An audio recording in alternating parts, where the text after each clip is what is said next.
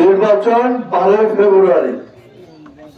এই নির্বাচন অত্যন্ত গুরুত্বপূর্ণ, কারণ মানুষ, জনগণ 15 বছর 20 বছর ধরে ভোট দিতে পারে না।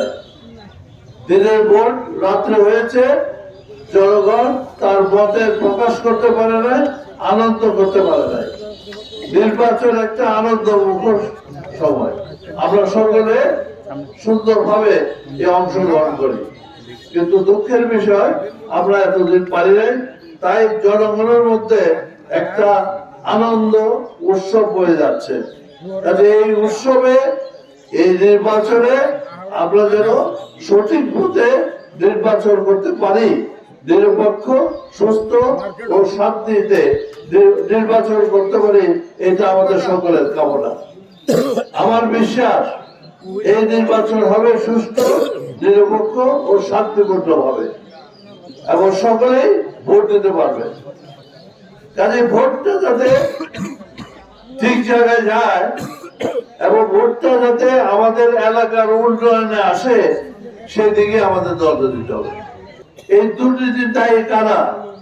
আপনারা না, জনগণ না।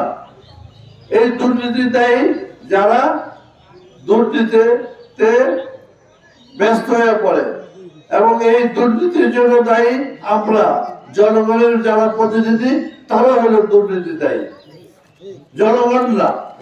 ইউনিয়ন পরিষদের চেয়ারম্যান থেকে আরম্ভ করে এমপি পর্যন্ত যে দুর্নীতি হয়, এই দুর্নীতির জন্য আমাদের সবচেয়ে দেশটা বা সামাজিকভাবে আমাদের দেশ ধ্বংস হয়ে যাচ্ছে। এই 15-16 বছর তাই হয়েছে।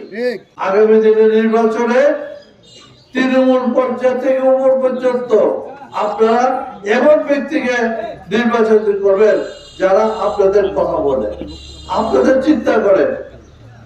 রাজনীতি একটা ব্যবসা না, রাজনীতি ব্যবসা নাকি বলেন?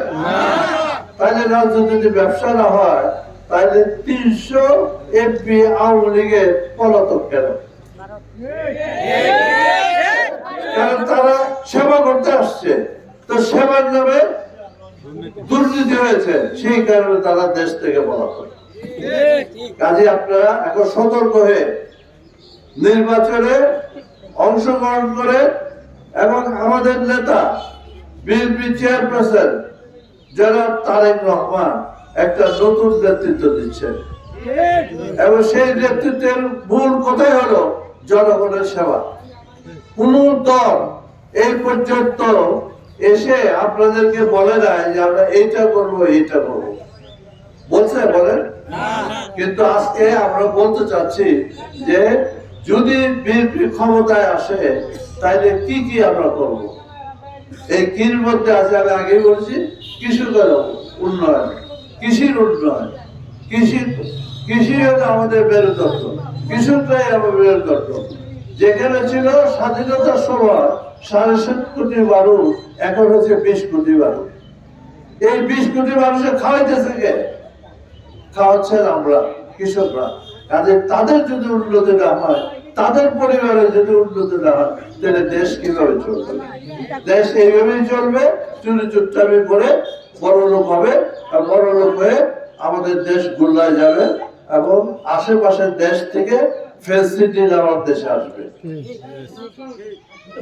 আমি শুনেছি ফ্যাসিলিটির ফ্যাক্টরি নাকি আমাদের বর্ডার এলাকায়। কেন আমাদের বর্ডার এলাকায় ফ্যাসিলিটি? ওই দেশকে কম বড় নাকি? আমরা তো ছোট দেশ। তাহলে প্রচুর জায়গা আছে, সেই দেখছে যে এটা একটা ভালো বাজার। কাজে আমরা যুবকদের বাঁচাইতে হবে এইসব মাদক এবং দুর্নীতি থেকে আমাদের মুক্ত হতে হবে। কাজে নির্বাচনটা অত্যন্ত গুরুত্বপূর্ণ, এবং ধানের শীষে ভোট দিয়ে আপনারা আপনাদের রাইট, এই যে ভোট দেওয়ার ক্ষমতা, এই 16-17 বছর ধরে বিএনপি আপনাদের ভোটের অধিকারের জন্য সংগ্রাম করেছে। কাজে আপনারা ভোট দেবেন, যাকে ইচ্ছা ভোট দেন, দেখে শুনে ভোট দেবেন, যেন আপনাদের উন্নতি হয়, এলাকার উন্নতি হয়।